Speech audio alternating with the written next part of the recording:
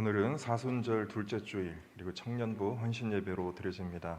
예배 나온 모든 교우 여러분 주 이름으로 환영합니다. 우리 시간 마음과 뜻과 정성을 다해 묵상 기도 드리심으로 하나님께 예배합니다.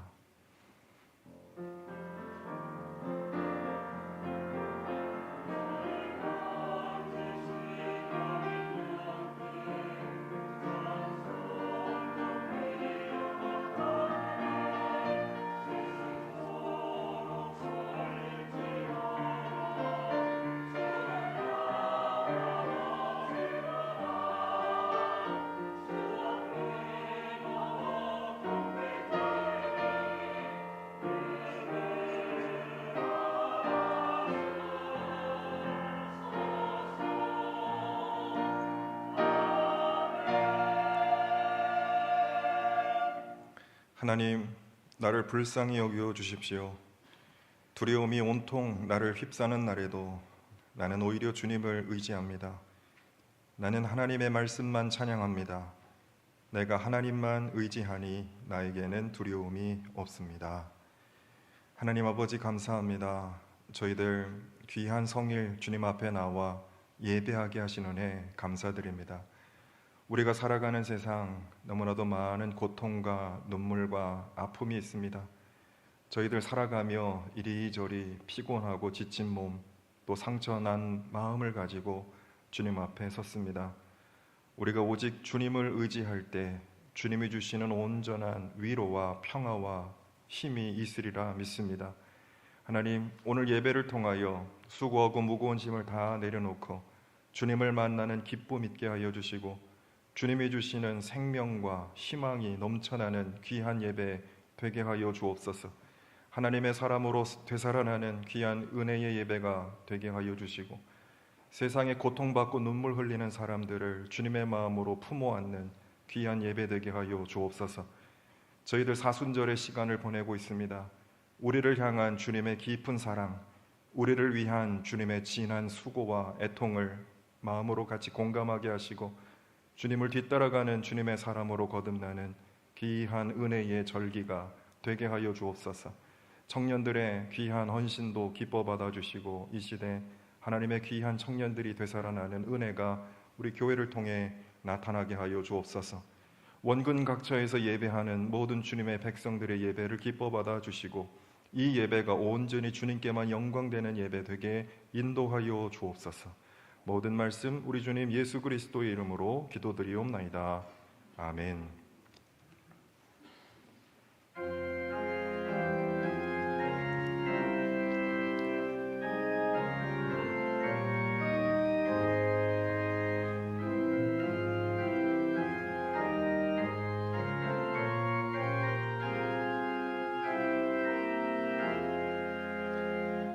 우리 하나님 하늘에 계시니 온 천하 만민주 앞에 찬송하네.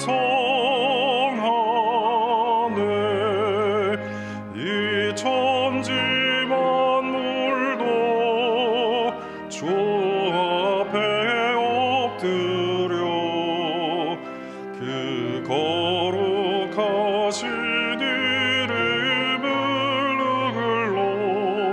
높이네.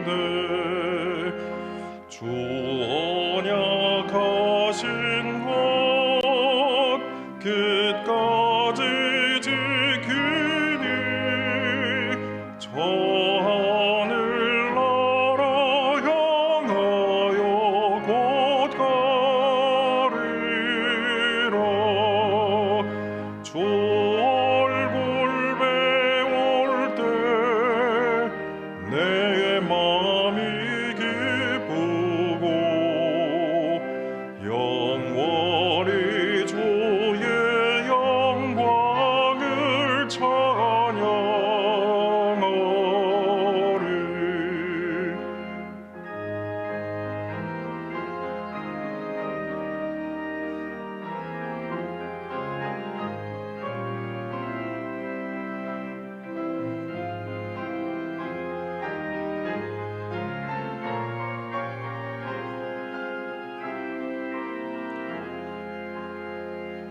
왕의 왕 되신 주 하늘에 계시니 이 세상 죄악이 계신 구주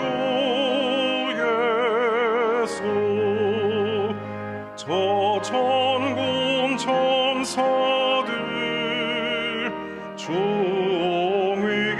존위하고서 노성도 함께 영원히 늘 섬기네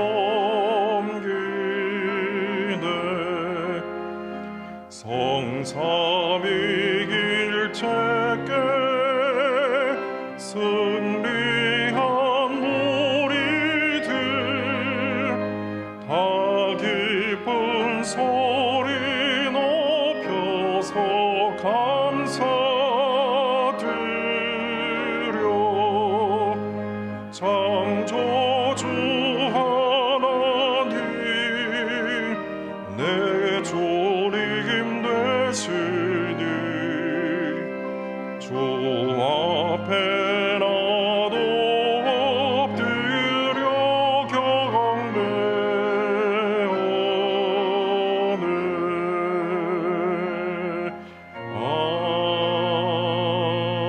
아멘.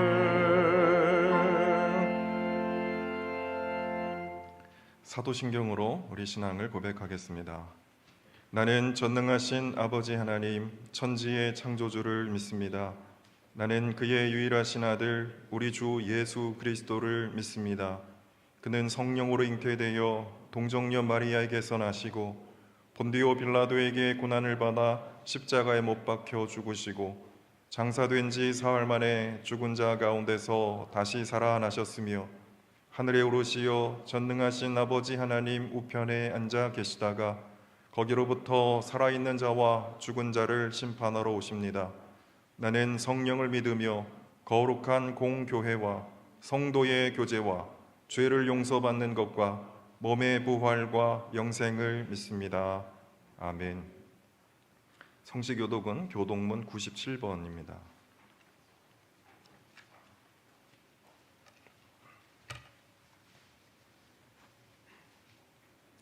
너는 청년의 때에 너의 창조주를 기억하라. 곧 곤고한 날이 이르기 전에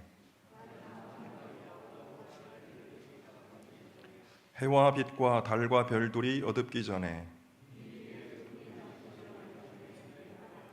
청년이여 내 어린 때를 즐거워하며 내 청년의 날들을 마음에 기뻐하여 마음에 원하는 길들과 내 눈에 보이는 대로 행하라.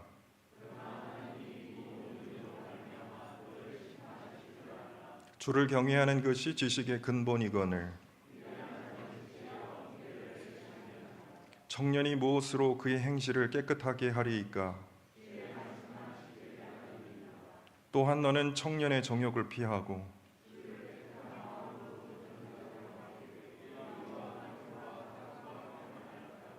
주의 권능의 날에 주의 백성이 거룩한 옷을 입고 즐거이 헌신하니 아멘.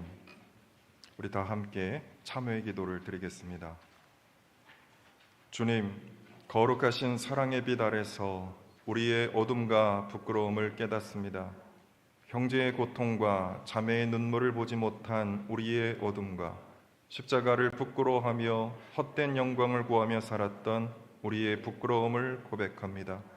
우리를 죄로부터 구원해내시는 주님의 용서의 능력으로 우리를 다시 일으켜 세워 주옵소서.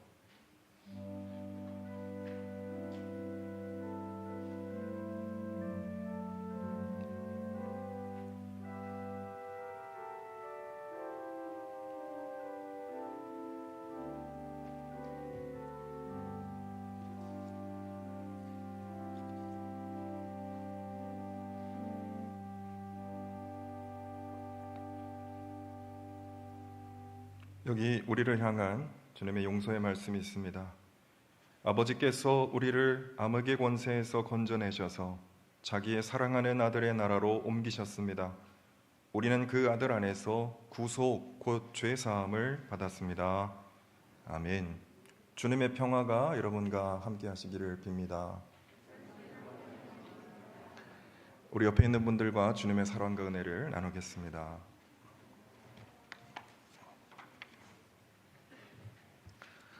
먼저 오늘 우리 교회 예배 참여해 주신 모든 분들 주님의 이름으로 환영하고 또 사랑합니다. 먼저 우리 교회 참석하신 또 새신자 두 분 소개해 드리고 또 우리 교우로 등록하신 분들 환영하는 시간을 갖도록 하겠습니다.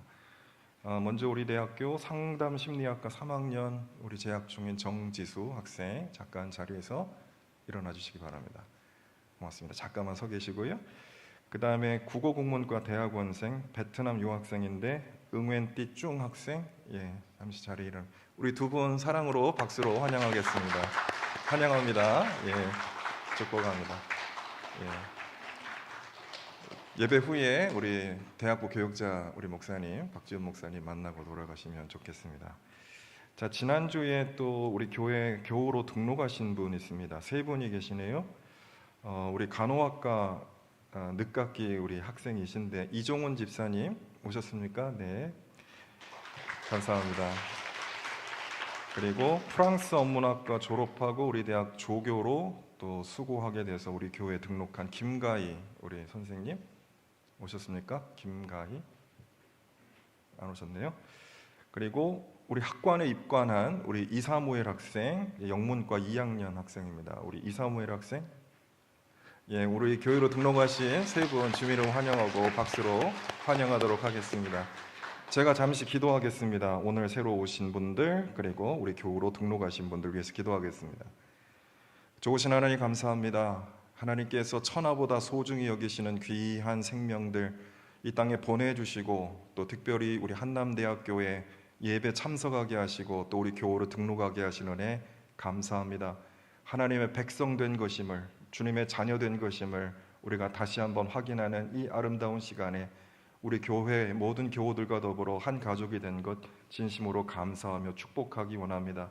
하나님께서 이 땅에 보내주신 귀한 목적을 우리가 잘 분별할 수 있도록 하나님께서 은혜 내려주시고 삶의 모든 여정 가운데 하나님의 영광을 드러내며 하나님의 뜻을 이루어가며 자신의 삶을 아름답게 만들어가는 귀한 하나님의 아들, 딸 다 될 수 있도록 주님 축복하여 주옵소서. 교회에서 신앙생활하면서 믿음이 더욱 깊어지게 하시고 삶의 더욱 아름다운 길들이 열려지게 하시고 함께 신앙생활하는 모든 교우들과 더불어 아름다운 교제를 나누는 우리 모든 새신자들 될 수 있도록 축복하여 주옵소서. 감사 영광 온전히 주님께 올려드리며 우리 주님 예수님의 이름으로 기도드리옵나이다. 아멘. 감사합니다. 우리 교우 등록을 보시면은 그 이름 앞에 번호가 있을 겁니다. 제가 올해 번호를 좀 이렇게 사람을 번호 취급하는 건 아니고요. 우리 교회에 어떤 분들이 새로 오셨는지를 우리가 기억하며 기도하자는 마음으로 연번을 그렇게 한번 이렇게 넣어봤습니다. 여러분 기도해 주시고 우리 교회 보내주신 귀한 분들이 잘 정착할 수 있도록 우리 교회에서 더 뿌리 내리고 신앙생활 잘할 수 있도록 여러분 관심 가져주시고 또 격려해 주시기를 바랍니다. 오늘 예배는 우리 청년부 헌신 예배로 드립니다. 제가 지난주에도 청년부 집회를 다녀왔는데 청년들이 다 망한 게 아니더라고요. 살아있는 청년들이 있습니다. 우리 교회에도 이 귀한 청년들이 있고요. 대학생들, 청년들 그 부흥시키고 회복시키는 거, 청년 대학생 리바이벌, 이것이야말로 우리 교회가 감당해야 될 가장 중요한 선교라고 믿습니다. 우리 대학교회가 대학 캠퍼스에 있는 것, 그 사명 감당하기 위한 것임을 우리가 더 깊이 새기고 더 열심히 청년들 세워나가는 일에 앞장서야 되겠습니다. 우리 청년들 오늘 귀한 헌신 예배 3.1절 날에도 와서 준비하고 그랬다는데 박수 많이 보내주시고 마음으로 기도해 주시고 또 사랑으로 여러분 많이 후원해 주셨으면 좋겠습니다. 우리 유은희 성도, 우리 유천성 장로님, 박미숙 권사님 장녀입니다. 지난번에 와서 인사드렸죠. 2023년 3월 18일 다음 주 토요일 오후 2시 30분에 서울대학교 교수회관에서 결혼 예식을 거행하도록 하겠습니다. 당일 3월 18일 오전 11시 20분에 상징탑에서 버스가 출발한다고 하니까 우리 교우 여러분들 참석하실 수 있는 분들 다 같이 가셔서 축하해 주시고 격려해 주시고 축복해 주시면 감사하겠습니다. 작년보 성경 공부 기다리고 기다리던 성경 공부, 우리 이문균 목사님 사도신경 강의, 매우 중요한 신앙 교육 시간입니다. 매주 사도신경 신앙 고백으로 하는데 여기 안에 깊은 신앙과 신앙적 뜻이 담겨 있습니다. 그 의미가 뭔지 우리가 공부하는 시간 오늘부터 진행이 됩니다. 8주간 정도 목표로 진행이 되는데 여러분들 많이 참석해 주시기 바라고, 예배 후에 잠시 여러분 간식하신 후에 12시 반부터 이 자리에서 사도신경 강의 진행하도록 하겠습니다. 여러 가지 시간 관계상 참석하지 못하시는 분들은 다음 주에 이 교재만이라도 가져가셔서 댁에서 보실 수 있도록 준비를 해놓도록 하겠습니다. 오늘은 이제 성경 공부 참석하실 분들만 이걸 받아가시고요. 사정이 있어서 현장에서 참석하기 어려우신 분들은 다음 주에 준비하겠습니다. 이 교재만이라도 가져가셔서 읽어보시면 좋겠습니다. 우리 수고해 주시는 이문균 목사님께 감사드립니다. 이번 주 수요일부터 이제 대학부 수요 예배가 시작이 됩니다. 우리 대학부 학생들뿐만 아니라 한남대학교 재학 중인 학생들이 수요 예배 참석하고 있는데요. 여러분들 많이 기도로 후원해 주시기를 바랍니다. 그리고 다음 주에는 저희들 창립 44주년 감사 예배로 드립니다. 예배 시간에 총장님 모시고 발전기금 전달식을 갖도록 하겠고, 예배 후에는 우리 교회에 귀한 예술가들이 계십니다. 작품들 출품하셔서 직접 또 소개해 주시는 뜻깊은 시간을 갖기도 하겠습니다. 1층에 저희들 그 전시를 준비하고 있는데 좀 걱정이 됩니다. 이 귀한 작품들인데 훼손되지 않을까. 이 전문적인 갤러리가 아니라서 그래서 좀 조심스럽게 제 부탁을 드렸는데 또 흔쾌히 허락해 주시고, 우리 교회 여러분들도 오셔서 또 우리 작품 세계 또 경험하시고 함께 은혜 나누는 시간 됐으면 좋겠고, 예배 후에는 저희들 식사 교제를 하도록 하겠습니다. 한 분도 다음 주에 많이 참석하셔서 그냥 가지 마시고 귀한 교제를 나누고 돌아가시면 좋겠습니다. 예배 후에 저희들 간식을 준비를 하고 있는데요. 카페에 이렇게 마련을 해서 이렇게 카페 못 들어가시는 분들 그냥 가시기도 하는데요. 예배 끝나고 그냥 가지 마시고 카페 잠깐 들르셔서 간식 받으셔서 좀 교제도 좀 하시고, 예배도 중요하지만 친교도 매우 중요합니다. 그래서 신앙 공동체 만들어가는 귀한 우리 대학교에 되었으면 좋겠습니다. 예배 후에 당회로 모이겠습니다. 찬송가 320장 찬송합니다.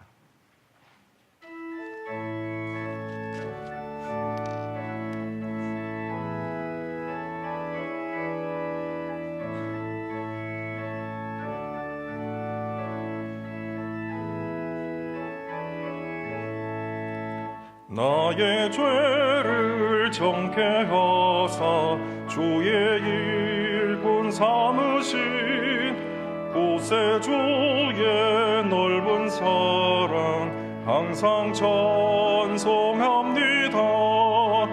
나를 일꾼 삼으신 주 크신 능력 주시고 언제든지 주 뜻대로 사용하여 주소서.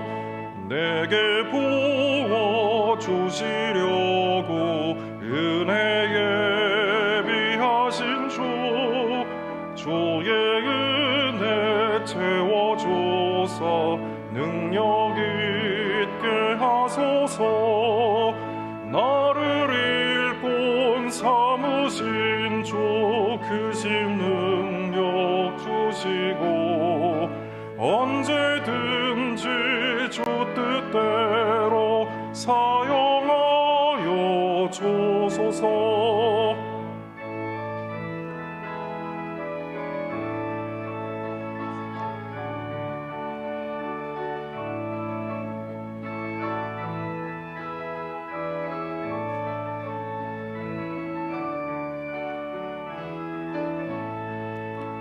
죄의 짐을 풀어주신 주의 능력 크도다. 나를 비로 사신 예수 내 맘속에 오소서. 나를 일꾼 삼으신 주 크신 능력 주시고 언제든지 주 뜻대로 사용하여 주소서. 주여 내게 성령으로 충만하게 채우사 생명수가 강물처럼 흐르게 하옵소서. 나를 일꾼 삼으신 주 크신 능력 주시고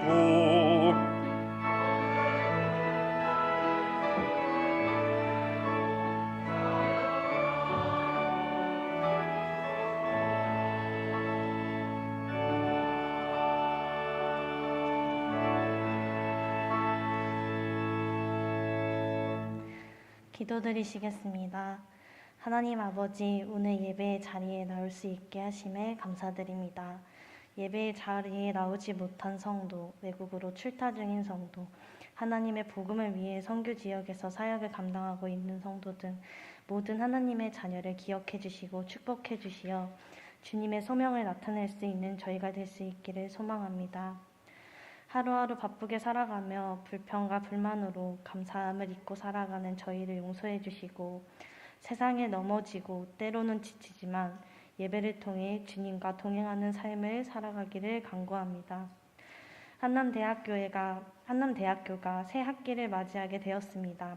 한남대학교회가 캠퍼스의 복음화를 통해 사역을 잘 감당하여 대학생들의 안식처가 될 수 있기를 원합니다. 오늘은 청년부의 헌신 예배가 있습니다. 사회에서 각자의 역할로 바쁘게 살아가고 있는 청년들이 하나님을 사랑하는 마음을 모아 기쁨의 찬양을 준비했습니다. 찬양을 통해 세상의 것이 아닌 주님의 뜻을 향해 나아가며 주님을 진정 사모하는 청년부가 될 수 있기를 소망합니다. 설교 전하시는 정덕희 목사님께 힘주시어 설교를 말씀을 통해 주님께 나아갈 수 있는 저희가 될 수 있게 해주시고 마음의 양식을 통해 서로 교제하여 주님의 반석 위에 바로 설 수 있는 저희가 될 수 있기를 소망합니다. 오늘도 사랑이 가득하신 예수님의 이름으로 기도드렸습니다. 아멘. 이제 주님께서 가르쳐 주신 기도를 함께 드리시겠습니다. 하늘에 계신 우리 아버지, 아버지의 이름을 거룩하게 하시며 아버지의 나라가 오게 하시며 아버지의 뜻이 하늘에서와 같이 땅에서도 이루어지게 하소서.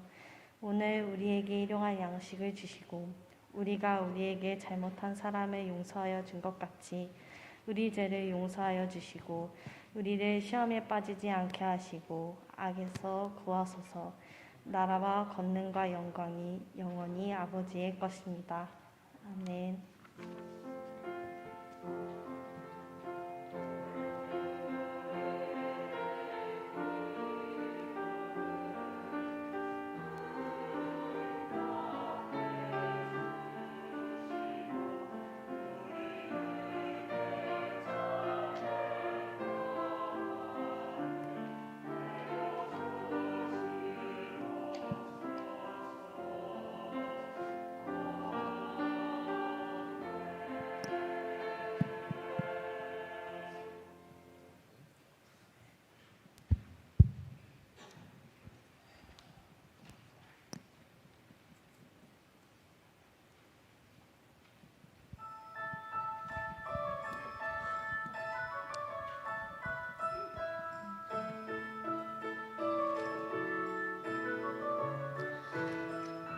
산 위에서 세상 모르고 배만 만드는 노아, 당신 참 바보 같군요. 당신 정말 바보 같군요.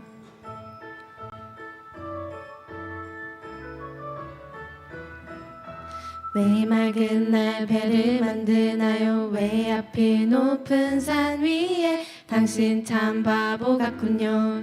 당신 정말 바보 같군요. 눈부신 해가 하늘 높이 뜨면 비의 약속이 잊을 만한데 날마다 듣는 조롱에 그 외로운 길 포기할 만한데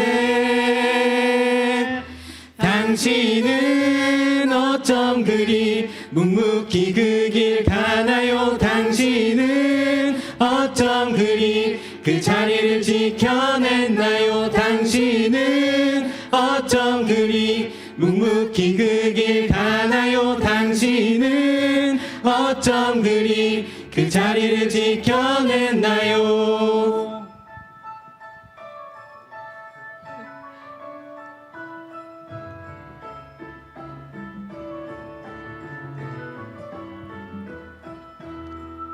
눈부신 해가 하늘 높이 뜨면 비의 약속 잊을 만한데 날마다 듣는 조롱에 그 외로운 길 포기할 만한데 당신은 어쩜 그리 묵묵히 그 길 가나요? 당신은 어쩜 그리 그 자리를 지켜냈나요? 당신은 어쩜 그리 묵묵히 그 길 가나요? 당신은 어쩜 그리 그 자리를 지켜냈나요?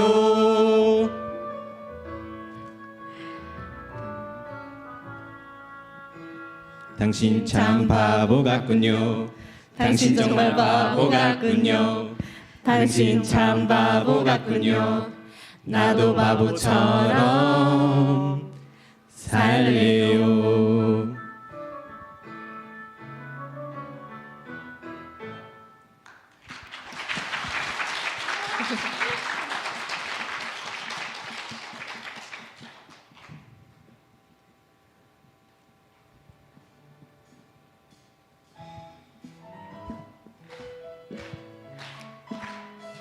이 시간 우리 한남대학교에 오신 여러분 모두 환영합니다. 여러분께 모두 하나님의 은혜와 사랑이 늘 가득하길 축복하며 기도하겠습니다. 여러분 이 시간 모두 다 함께 찬양하길 원합니다. 내 진정 사모하는 친구가 되시는 구주 예수님은 아름다워라. 산 밑에 백합화요 빛나는 새벽별 주님 영원할 길 아주 없도다. 내 맘이 아플 적에 그 위로 되시며 나 외로울 때 좋은 친구라. 주는 저 산 밑에 백합 빛나는 새벽별 이 땅 위에 비길 것이 없도다.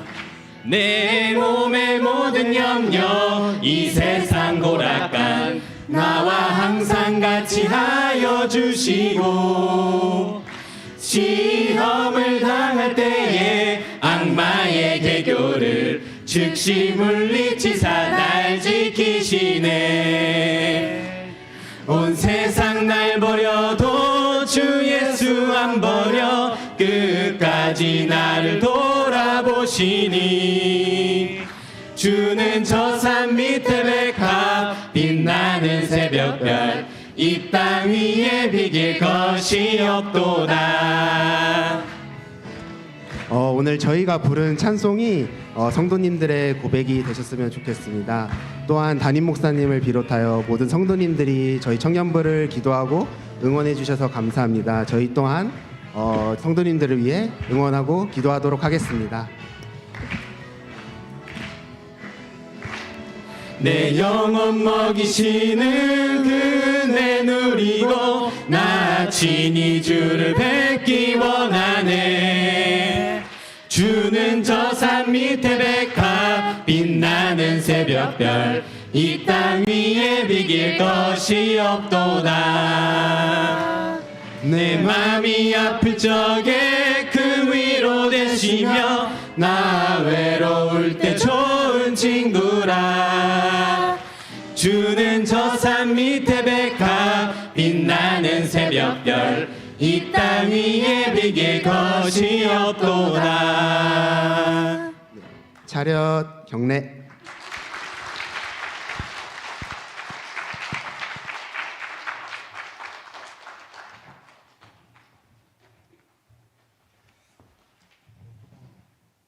찬양만 이렇게 열심히 준비한 줄 알았는데 기도의 마음도 담아주셨네요. 너무 감사합니다. 우리 청년부 다시 한번 박수 한번 해주시고요.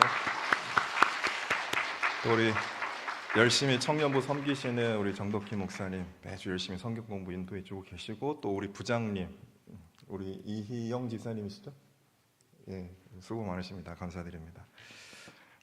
오늘 하나님께서 우리에게 주신 말씀, 구약 창세기 6장 11절로 14절 그리고 22절, 신약의 말씀 고린도전서 1장 18절로 25절 말씀입니다. 먼저 구약의 말씀 창세기 6장 11절로 14절과 22절 제가 말씀을 봉독하겠습니다. 제가 하나님 말씀을 봉독할 때에 우리 주님의 계시 음성을 듣게 되시기를 바랍니다. 하나님이 보시니 세상이 썩었고 무법천지가 되어 있었다. 하나님이 땅을 보시니 썩어 있었다. 살과 피를 지니고 땅 위에서 사는 모든 사람들의 삶이 속속들이 썩어 있었다. 하나님이 노아에게 말씀하셨다. 땅은 사람들 때문에 무법천지가 되었고 그 끝날이 이르렀으니 내가 반드시 사람과 땅을 함께 멸하겠다. 너는 잣나무로 방주 한 척을 만들어라. 방주 안에 방을 여러 칸 만들고 역청을 안팎에 칠하여라. 22절입니다. 노아는 하나님이 명하신 대로 다 하였다. 꼭 그대로 하였다. 아멘. 신약의 말씀 고린도전서 1장 18절로 25절의 말씀입니다. 이제 제가 봉독하겠습니다. 십자가의 말씀이 멸망할 자들에게는 어리석은 것이지만 구원을 받는 사람인 우리에게는 하나님의 능력입니다. 성경에 기록하기를 내가 지혜로운 자들의 지혜를 멸하고 총명한 자들의 총명을 패할 것이다 하였습니다. 현자가 어디에 있습니까? 학자가 어디에 있습니까? 이 세상의 변론가가 어디 있습니까? 하나님께서는 이 세상의 지혜를 어리석게 하신 것이 아닙니까? 이 세상은 그 지혜로 하나님을 알지 못하였습니다. 하나님의 지혜가 그렇게 되도록 한 것입니다. 하나님께서는 어리석게 들리는 설교를 통하여 믿는 사람들을 구원하시기를 기뻐하신 것입니다. 유대 사람은 기적을 요구하고 그리스 사람은 지혜를 찾으나 우리는 십자가에 달리신 그리스도를 전합니다. 그리스도가 십자가에 달리셨다는 것은 유대 사람에게는 거리낌이고 이방 사람에게는 어리석은 일입니다. 그러나 부르심을 받은 사람에게는 유대 사람에게나 그리스 사람에게나 이 그리스도는 하나님의 능력이요 하나님의 지혜입니다. 하나님의 어리석음이 사람의 지혜보다 더 지혜롭고 하나님의 약함이 사람의 강함보다 더 강합니다. 아멘. 우리 엘글로리아 성가대 찬양 후에 정덕희 목사님 말씀 전해 주시겠습니다.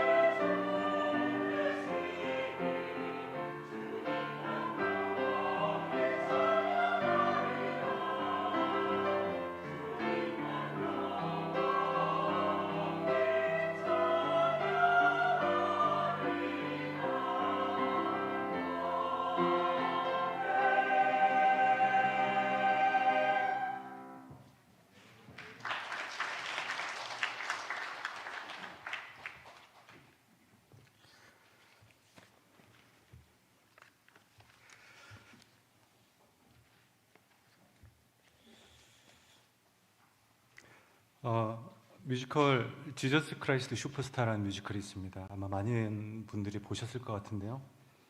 예수님의 마지막 한 주간 행적을 그린 작품입니다. 첫 공연 이후 참 많은 화제가 되었던 뮤지컬입니다. 인상적인 것은요, 가룟 유다가 예수님을 배신하는데 그 배신하는 것에 대한 좀 색다른 시각을 제시합니다. 성경은 가룟 유다에게 마귀가 들어가서 예수님을 배신하게 되었다, 이런 식으로 알려줍니다. 하지만 그 뮤지컬은 조금 다르게 설명합니다. 대략 내용은 이렇습니다. 가룟 유다는 원래 이상주의자였습니다. 그리고 새로운 세상을 꿈꾸던 사람이었습니다. 기존의 낡은 정치 사회 질서를 무너뜨리고 모두가 행복할 수 있는 그런 새로운 세상을 꿈꾸었던 사람입니다. 그리고 그런 이상적 사회를 만들 주인공이 예수님이라고 생각해서 그래서 예수님을 따르게 되었다는 것입니다. 그래서 3년간 열심히 따라다녔는데 시간이 지나면서 예수님의 사역 방향과 자신의 비전 사이에서 괴리감을 발견하게 됩니다. 현실은 너무 힘들고 뭔가 획기적 변화가 당장 필요한데 예수님은 계속해서 하나님 나라와 같은 추상적인 소리만 하는 것으로 들렸던 것입니다. 가룟 유다가 보기에는 예수님과 그를 따르는 제자들이 답답하고 비현실적으로 보였습니다. 그래서 결국 예수님을 떠나게 되었고 배신까지 하게 되었다라고 이렇게 그 뮤지컬은 묘사합니다. 물론 이러한 내용은 성경적 근거라기보다는요, 뮤지컬을 만든 작가의 상상력에 이제 근거한 전개이긴 하지만 저는 그것을 보면서 예수님 당시 그런 생각을 했던 사람들이 꽤 많이 있었겠다라는 생각도 들었습니다. 당장 먹고 살기 어려운 시대인데 예수님의 모습이 상당히 답답하게 느껴졌을 수도 있을 것 같습니다. 하나님 나라라는 그 표현 자체가 뭔가 좀 뜬구름 잡는 소리처럼 들렸을 수도 있었을 것 같습니다. 마치 자녀들이요, 지금 3월 이제 신학기인데 대학을 가기 위해서 입학금을 마련해야 되는데 입학금이 없어서 발을 동동 구리는 자녀가 부모님께 갔더니만 부모님은 기껏 한다는 말씀이 대학에 가서 교수님께 순종하고 좋은 친구 사귀라, 이런 얘기만 한다면 자녀들 입장에서는 참 답답할 것입니다. 예수님께서 수많은 병자 치유를 하셨고 오병이어 기적도 행하셨고 놀라운 이적들을 행하셨습니다. 충분한 지지 세력을 확보하셨습니다. 그 정도면 맘만 먹으면 뭘 해도 다 할 수 있습니다. 새로운 사회 질서도 만들어 갈 수 있습니다. 하지만 예수님은 그런 것에 전혀 관심 없었습니다. 현실과는 먼 이상적 이야기만 늘어놓습니다. 그래서 실제 그 뮤지컬에서 가룟 유다가 자주 쓰는 표현 중 하나가 바보라는 단어입니다. 예수님도 바보 같고 제자들도 바보 같다라는 것입니다. 그런데 시간이 흘러서 예수님께서 부활 승천하시고 교회가 세워지게 되고요, 그런 예수님의 모습이 복음서로 기록되고 오랜 시간 사람들이 그 복음서를 읽으면서 그런 예수님의 답답해 보이는 모습 속에서 예수님의 진정한 참된 가치를 발견하게 됩니다. 주변에서 뭐라고 하든 아랑곳 안 하고 그저 묵묵히 십자가를 향해서 자기 길을 걸어가셨던 그 예수님의 모습을 통해서 많은 사람들이 감동을 받게 됩니다. 그래서 그런 예수님의 모습에 주목하여서 그 모습을 아름다운 글로 표현한 사람들이 생겨나게 되고요, 그 중에 한 사람이 우리가 잘 아는 러시아의 대문호 도스토옙스키입니다.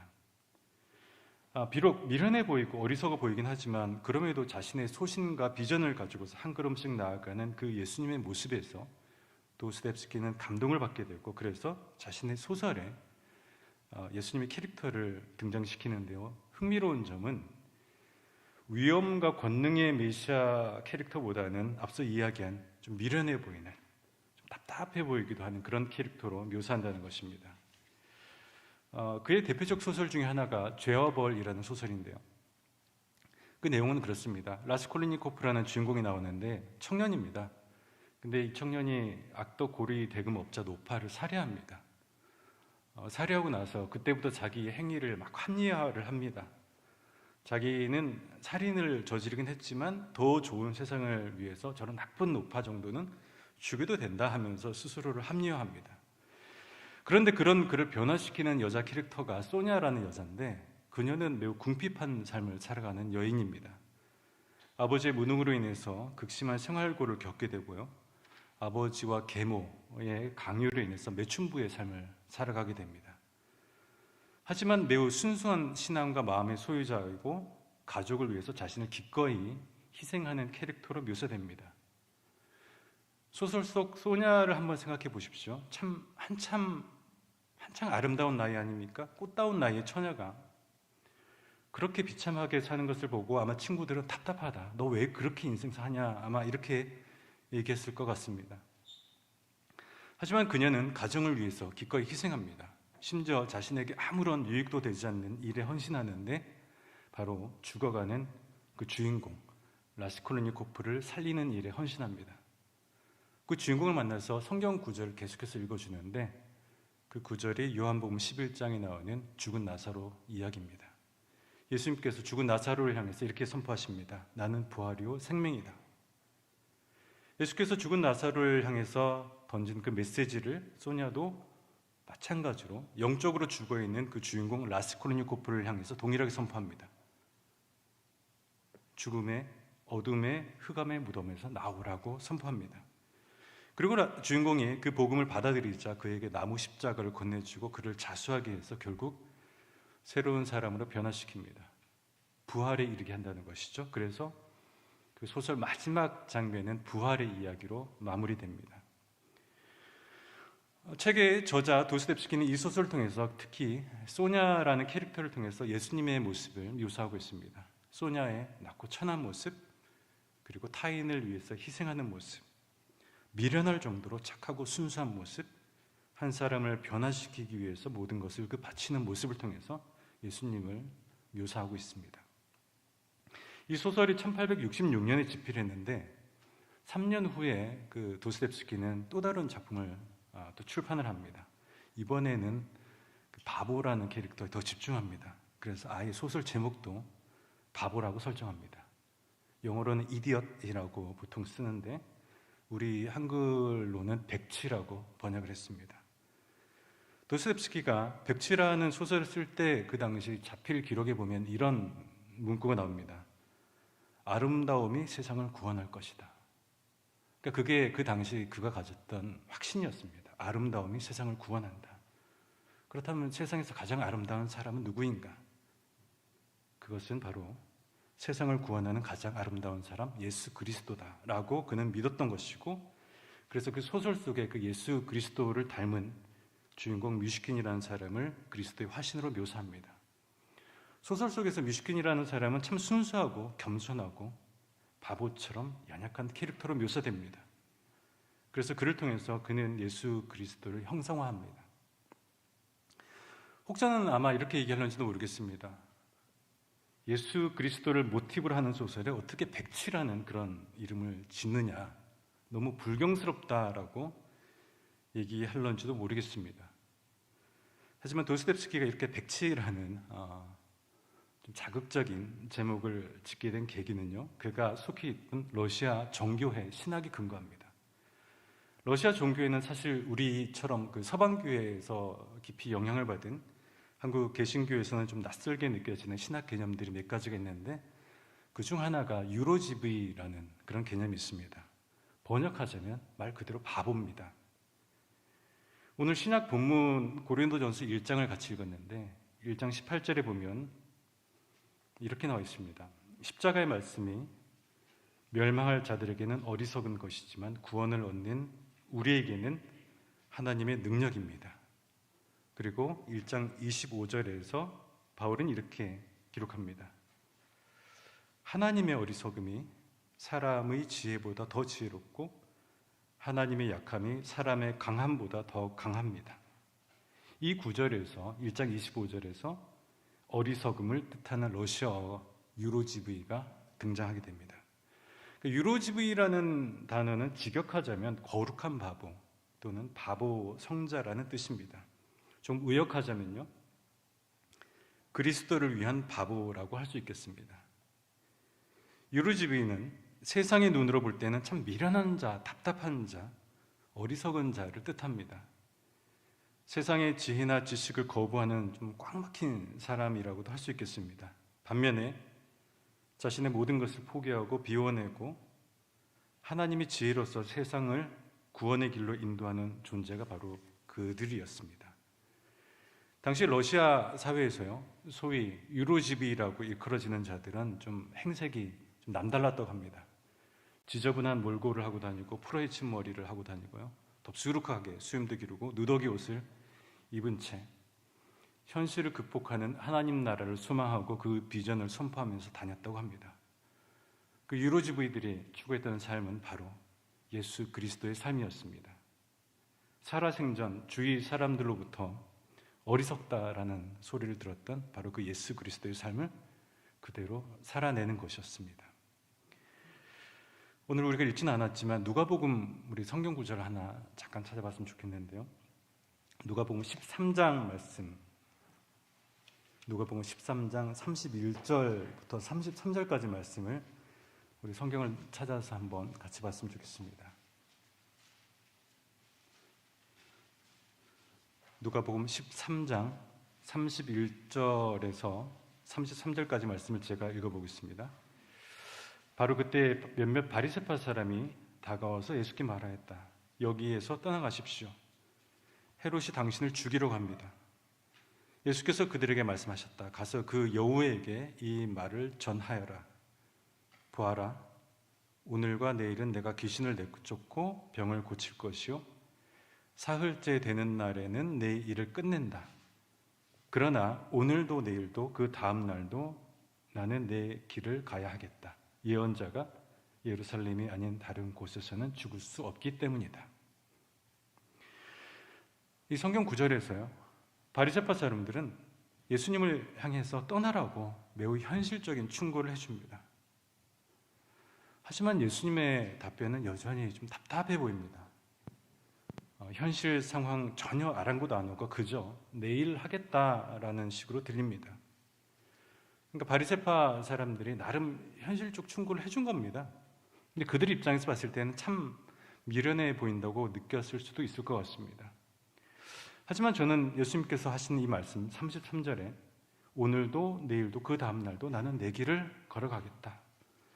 이 모습이 너무나 아름답게 저한테는 다가왔습니다. 교회 전통에 보면 이 복음서가요, 4개가 있는데 이 사복음서가 각각의 그 상징하는 동물들이 있습니다.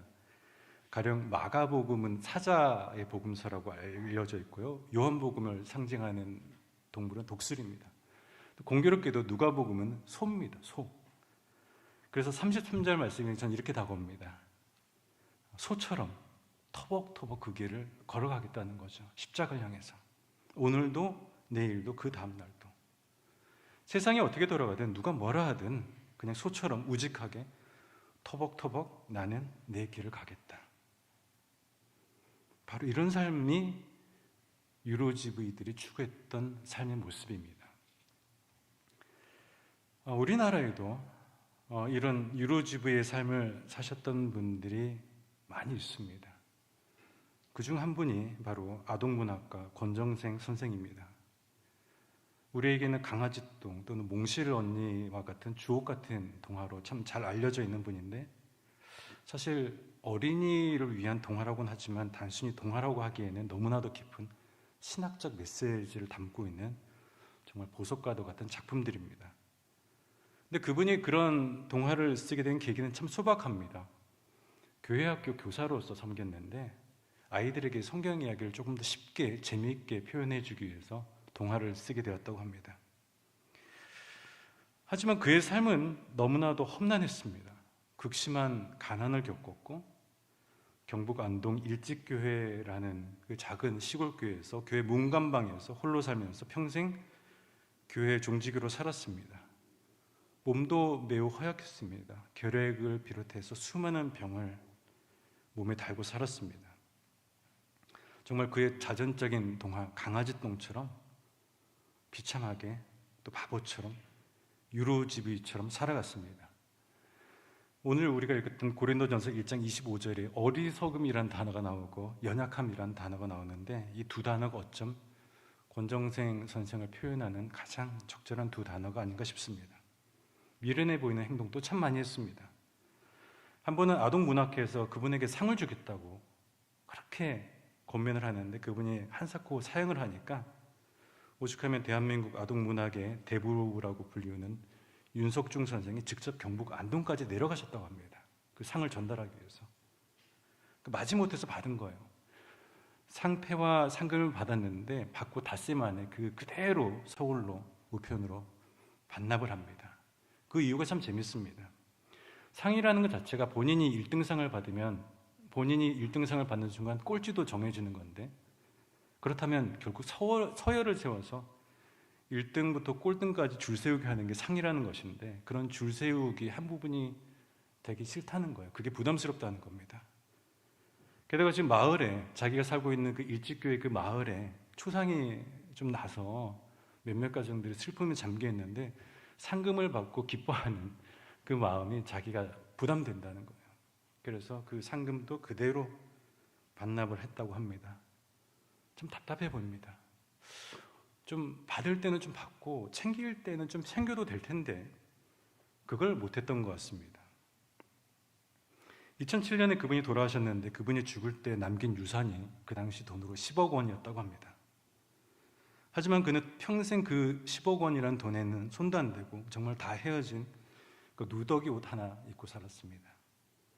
정말 가난하게 소박하게 살아갔습니다.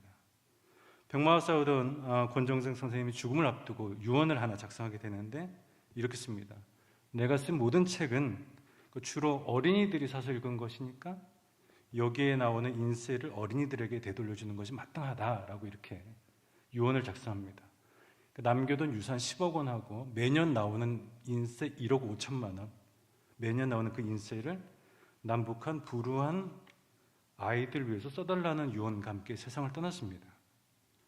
저는 그분의 삶을 생각할 때마다 떠오르는 표현이 있습니다. 도스토옙스키가 한 유명한 구절이죠. 아름다움이 세상을 구원한다. 그러니까 그분은 자신을 낮고 천한 강아지똥에 비유했지만 어쩌면 우리들에게 있어서 그분은 보석과도 같이 빛나는 아름다운 삶을 사셨던 분입니다. 그분이 남긴 아름다운 신앙의 유산은 지금도 수많은 독자들에게 감동을 주고 세상을 변화시키고 구원에 이르게 합니다. 사실 모두가 권정생 선생님처럼 그런 삶을, 그런 유로지브이 같은 삶을 살 수는 없을 것입니다. 하지만 우리 신앙의 선배들 중에 그런 유로지브의 삶을 살았던 분들이 있었다는 것은 우리에게 큰 위로가 되고 또 희망이 됩니다. 기독교라는 종교가 존재할 수 있게 하는 원동력은 바로 이런 유로지브의 삶을 살았던 분들의 우직한 발걸음이 있었기 때문에 가능했던 것 아닐까라는 생각을 하게 됩니다. 교회 성장을 얘기할 때 보통 양적인 성장, 예산 확충, 외형적인 부동산 증식 등을 통해서 그런 현실적인 계산을 통해서 교회가 성장한다고 믿곤 하지만 저는 이 땅의 수많은 유로지브이들의 발걸음들, 예수님께서 하셨던 말씀처럼 오늘도 내일도 그 다음날도 내 길을 걸어간다라는 그 발걸음을 통해서 교회는 성장해 간다고 저는 믿습니다. 사자성어 중에 우공이산이란 말이 있습니다. 우공이산, 어리석은 사람이 산을 옮긴다는 뜻입니다. 우공이라는 한 90살 된 노인이 있었는데 집 앞에 넓이가 700리, 만길 높이의 산이 가로막고 있어서 생활하는데 좀 불편했나 봅니다. 많이 불편했겠죠. 그래서 산을 결국 옮긴다라는 그런 고전입니다. 바보 같은 행동입니다. 산을 어떻게 혼자 옮깁니까? 근데 결국 이뤄냅니다. 우공이 결국 산을 옮긴다. 어리석은 사람이 결국 역사를 만들어간다라는 이야기입니다. 오늘 청년부 헌신 예배를 드리면서 한 달 전에 저희가 오늘 날짜를 정하게 되고요. 이 예배를 준비하게 됐는데 제가 이제 청년부 헌신 예배를 3월 첫 주에 드리자고 우리 청년들에게 권면하고 특송을 준비해라 라고 부탁을 했습니다. 그랬더니만 청년들이 저한테 이렇게 얘기했습니다. 목사님 설교 주제를 정해주시면 저희가 거기 맞추겠습니다. 그래서 제가 본의 아니게 한 달 전에 설교를 준비할 수밖에 없었습니다. 그래서 이게 한 달 전부터 준비된 설교인데 대략적으로 제가 이렇게 얘기를 했어요. 이러이러한 내용으로 설교를 준비하겠다라고 했더니만 청년들이 그 즉석에서 그러면 우리 특송 이걸로 할게요 해서 이제 정했던 찬양이 바로 오늘 청년들이 불렀던 첫 번째 찬양입니다. 그래서 나도 바보처럼 살래요라는 이 찬양을 정했는데 찬양을 저는 처음 들었는데 그 찬양 가사가 너무 저한테 와닿았습니다. 그래서 저도 화답하는 의미에서 설교 제목 저도 똑같이 이렇게 정했습니다. 설교를 준비하면서 이제 원고를 작성하면서 이 찬양을 계속해서 듣는데 참 마음에 많이 와닿았었습니다. 그래서 어쩌면 귀한 찬양이 있었기 때문에 오늘 이 원고를 쓰는데 많이 도움이 됐었고, 이 설교가 어쩌면 저 혼자 했던 설교라기보다는 우리 청년들과의 협업의 결과물이 아닌가 싶습니다. 청년들이 불렀던 찬양 중에 노아 이야기가 나옵니다. 오늘 구약 본문 우리가 읽었던 창세기 6장에 나오는 주인공입니다. 특별히 6장 22절에 보면 이런 이야기가 나옵니다. 노아는 하나님께서 명하신 대로 다 하였다. 꼭 그대로 하였다. 라고 이렇게 창세기 기자는 기록하고 있습니다. 꼭 그대로 하였다. 참 융통성도 없고 좀 고지식해 보입니다. 오늘 청년들이 불렀던 그 찬양의 노래 가사에 보면 이런 가사가 있습니다. 세상 모르고 맑은 날 높은 산 위에 그 배를 만드는 노아를 향해서 당신 참 바보 같군요 라고 이렇게 불렀습니다. 그리고 후렴 가사 중에 이런 가사가 있었습니다. 날마다 듣는 조롱의 그 외로운 길을 포기할 만한데 당신은 어쩜 그리 묵묵히 그 길 가나요? 당신은 어쩜 그리 그 자리를 지켜냈나요? 라고 우리 청년들이 이렇게 찬양으로 고백했습니다. 특별히 묵묵히 그 길 가나요? 이 가사가 참 마음에 와닿았었습니다. 묵묵히 그 길 가는 사람 보고 세상은 보통 바보 같다라고 이렇게 얘기합니다. 하지만 세상은 그렇게 바보 같다 할지라도 그게 주님께서 기뻐하시는 모습이라면 저도 그렇고 우리 청년들도 그렇게 살았으면 좋겠습니다. 요즘 청년들이 취업도 어렵고 불황이다 보니까 현실적인 것에 많이 급급해하는 것 같습니다. 비트코인부터 시작해서 주식에 벌써 맞들인 우리 대한민국 청년들이 참 많습니다. 물론 뭐라고 할 말은 없습니다. 왜냐하면 세상이 그만큼 어려우니까요. 이해는 합니다. 하지만 다들 그렇게 계산기 두들기면서 산다 할지라도 나 하나쯤은 유로지브이처럼 묵묵히 내 길 가는 청년들이 바로 우리 대학교의 청년들이었으면 좋겠습니다. 밤이 어두울 때 하늘의 별이 빛나는 것처럼 세상이 혼탁할 때 유로지브이 같은 청년들이 더욱더 빛을 낼 것입니다. 거대한 산을 옮길 때 건설사를 동원해서 건설사 장비, 포크레인으로 산 옮기는 것은 참 간단합니다.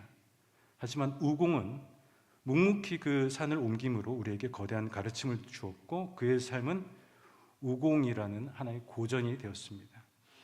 때로는 여유를 가지고 어리석게 사는 삶도 꽤 괜찮은 삶인 것 같습니다.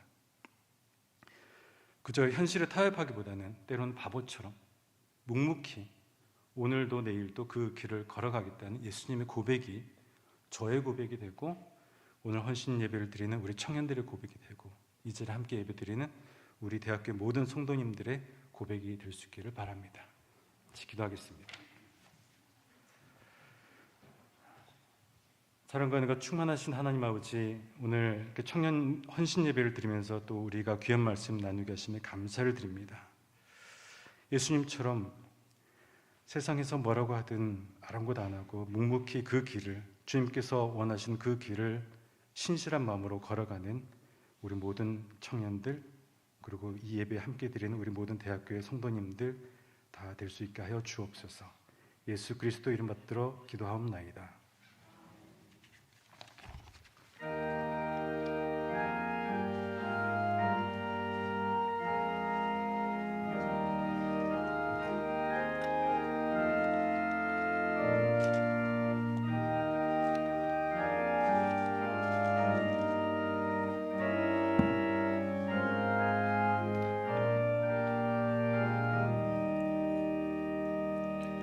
주님께 귀한 것 드려 젊을 때 힘다하라 진리의 싸움을 할 때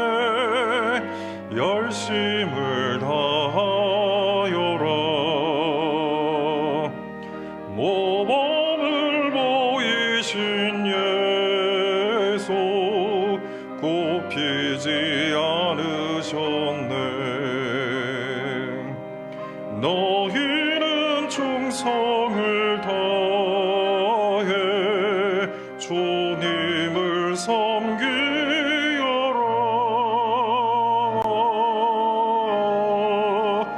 주님께 귀한 것 드려 젊을 때 힘나가라. 구원의 갑주를 입고 끝까지 싸워라. 주님께 귀한 것 드려 내 몸과 내 마음도 주 위의 모든 것 바쳐 힘다해 섬기어라. 독생자 보내신 성부 은혜를 베푸시니 너희는 정성을 다해 주님을 섬기어라.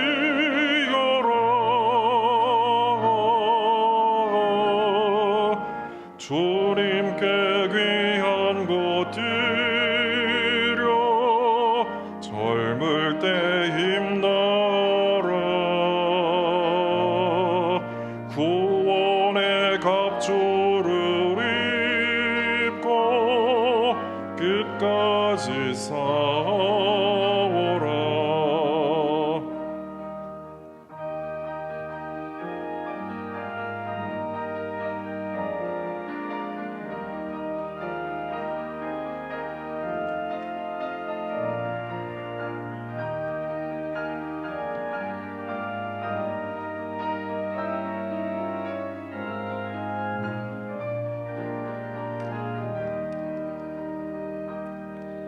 우리의 귀한 것 모두 주님께 바치어도 그 귀한 생명을 주신 주 은혜 못 낸대. 하늘의 영광을 우리를 구했으니 너희는 마음을 다해 주님을 섬기어라.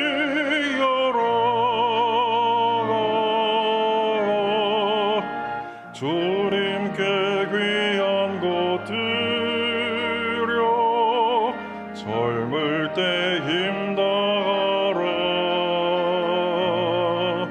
구원의 갑주를 입고 끝까지 싸워라.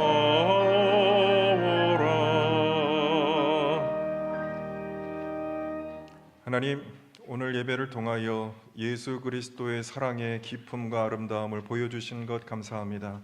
강함이 아니라 약함으로, 지혜로움이 아니라 어리석음으로, 그러나 우리를 향한 진실한 사랑으로 우리를 변화시키고 세상을 구원하신 하나님의 지혜와 하나님의 능력을 다시 한번 되새기는 시간 되게 하여 주옵소서. 이 사순절의 절기에 우리 주님의 깊은 아름다운 사랑을 기억하며 세상을 변화시키는 하나님의 능력과 지혜를 마음속에 되새기며 주님이 가셨던 그 길을 우리도 동행하며 따라가는 우리 모든 주님의 자녀들, 주의 사람들 될 수 있도록 인도하여 주옵소서. 하나님 아버지, 우리에게 주신 모든 것이 다 주님의 것임을 인정하며 청지기로 살기를 원합니다. 우리가 11조로 감사헌금으로 주일헌금, 주정헌금, 월정헌금, 또 선교 구제헌금 여러 가지 제목을 담아 드린 모든 헌금, 하나님께서 주신 것 주님께 드리는 귀한 헌신임을 기억하게 하시고 이 물질 기뻐 받아주시며 또한 이 물질 사용될 때마다 하나님 영광 나타나는 은혜와 역사가 있게 하여 주옵소서.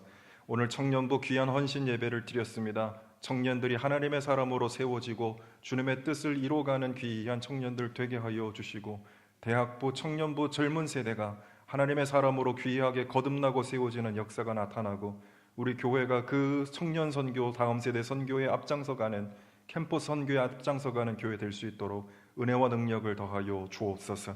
우리 교회에 연로하신 어르신들 영육간에 강건하게 하시고 하루하루 주님과 동행하는 아름다운 삶 되게 하시며 어린 자녀부터 우리에게 맡겨주신 귀한 생명들 잘 양육하는 교회 되게 하여 주옵소서. 시리아 튀르키예 지진으로 고통당하는 주님의 백성들의 눈물을 하나님께서 닦아주시고 그곳에 치유와 구원과 회복이 나타날 수 있도록 주님 도와 주옵소서. 또 선교 현장에서 헌신하는 선교사들 가운데 함께 하시고 하나님 나라가 그들을 통하여 확장되어 나가는 구원의 역사 이루어지게 하여 주옵소서. 지금은 교회 머리 대신 우리 주 예수 그리스도의 은혜와 우리 아버지 되신 하나님의 놀라우신 사랑하심과 우리의 인도자 보호자 되신 성령 하나님의 내주 교통 역사하심이 주님의 뒤를 따라 아름다운 사랑으로 세상을 변화시키기로 소원하고 다짐하는 모든 교우들과 오늘 헌신을 다짐하는 청년들, 그리고 오늘 교회에 처음 나와 교우로 등록하고 신앙생활 시작하는 모든 귀한 하나님의 자녀들 위해, 그리고 피로 값지고 세워주신 한남대학교회와 한국교회 위에 이 나라 이 민족과 세계 열방 가운데 지금부터 영원토록 함께 하옵시기를 간절히 축원하옵나이다. 아멘.